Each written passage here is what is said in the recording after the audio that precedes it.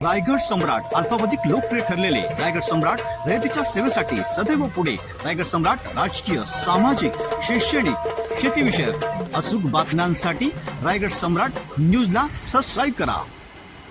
पनवेल महानगरपालिकेतील स्वीकृत नगरसेवक पदांसाठी शिवसेना उद्धव बाळासाहेब ठाकरे पक्षाच्या वतीने नितीन गावण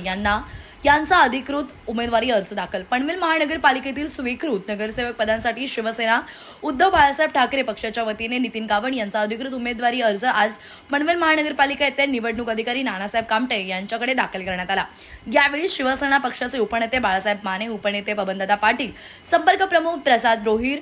सहसंपर्क प्रमुख अनिल चव्हाण, गटनेता लीना गरड, उपजिल्हा प्रमुख रामदास पाटील, पनवेल विधानसभा संघटक दीपक निकम, नगरसेवक उत्तम मोरबेकर, प्रगती पाटील, कैलास पाटील, शहर प्रमुख प्रवीण जाधव, ॲडव्होकेट समाधान काशीत,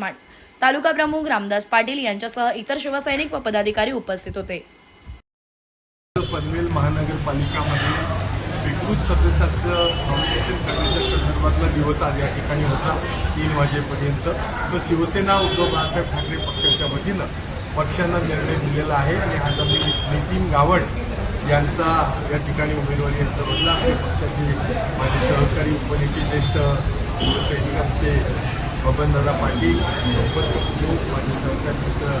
प्रसाद रोहिर, सहसंपर्क अनिल चव्हाण आणि आमच्या शिवसेना उद्धव बाळासाहेब ठाकरे पक्षाच्या गटनेत्या स्वर्गीय लीनाताई गरड आणि सर्व नगरसेवक यांच्या सहाय्याने या ठिकाणी जी काही कामकाजाची पद्धत आहे त्यानुसार नितीन गावण यांचा उमेदवारी अर्ज या ठिकाणी स्वीकृत होऊन पक्षातर्फे आम्ही सादर केलेला आहे. नितीन गावण हे दिव्यांग गटातील असल्यामुळं आम्ही प्राधान्य या देशामध्ये दिव्यांगांना लोकप्रतिनिधी मिळणं हा एक महत्त्वाचा विषय होता. अनेक वेळेला सार्वत्रिक निवडणुकीमध्ये दिव्यांगांना उमेदवारी कमी प्रमाणात मिळत असते, कधीकधी मिळतही नाही आणि त्या सगळ्या स्पर्धेच्या जगामध्ये कुठं दिव्यांगांना निवडून येणं हे कधीकधी जमत नाही आणि म्हणून एक ऐतिहासिक निर्णय आदरणीय उद्धवजींच्या नेतृत्वाखाली अनंतराव पेटे साहेबांच्या मार्गदर्शनाखाली आम्ही या ठिकाणी घेतलं आहे की आपल्याच या पनवेल महानगरपालिकामध्ये तळोजा परिसरामध्ये राहणारे एक चांगल्या प्रकारचं हरिमरी शिक्षण क्षेत्रामध्ये त्यांनी काम केलेले व्यावसायिक आहेत आणि भविष्यामध्ये सुद्धा एक दिव्यांगांचा प्रतिनिधी पनवेल महापालिकेमध्ये साधारणतः आपण 6 लाख 7 लाख जर मतदार किंवा लोकसंख्या आपण म्हटलं तर कुठल्याही पक्षानं दिव्यांगाला सरळ थेट निवडणुकीमध्ये सुद्धा उपलब्धता दिली नव्हती आणि आज स्वीकृत सदस्य जे आहेत त्याच्या राज्यसभा जशी असते किंवा विधान परिषद असते, समाजातल्या काही मंडळींना त्या ठिकाणी प्रतिनिधी देणं आवश्यक असतं आणि म्हणून या ठिकाणी आम्ही आज यांना गावण यांना आज उमेदवारी अर्ज त्यांना भरलेला आहे आणि त्यामुळं आम्ही गावण यांना शुभेच्छा देतो. लीनाताई गरड या महानगरपालिकेमध्ये पक्षाच्या गटनेत्या आहेत, त्यांच्या माध्यमातून आज या ठिकाणी नॉमिनेशन पेपर भरण्याकरता आम्ही सगळेजण आलो होतो आणि एक वॉच डॉग म्हणून एक सक्षम विरोधी पक्ष म्हणून या पनवेल महानगरपालिकेमध्ये शिवसेना उद्धव बाळासाहेब ठाकरे पक्षाच्या माध्यमातून आमची सगळी नगरसेवक मंडळी पक्ष संघटना भविष्यामध्ये काम करेल आणि ज्या ज्या ठिकाणी अन्याय असेल,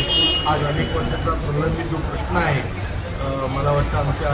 गणताईने तो चांगल्या पद्धतीचा केला आहे. अनेक लोकांनी सुप्रीम कोर्टामध्ये सुद्धा तो विषय गेला आहे, त्याचबरोबर हायकोर्टामध्ये सुद्धा हा विषय गेलेला आहे.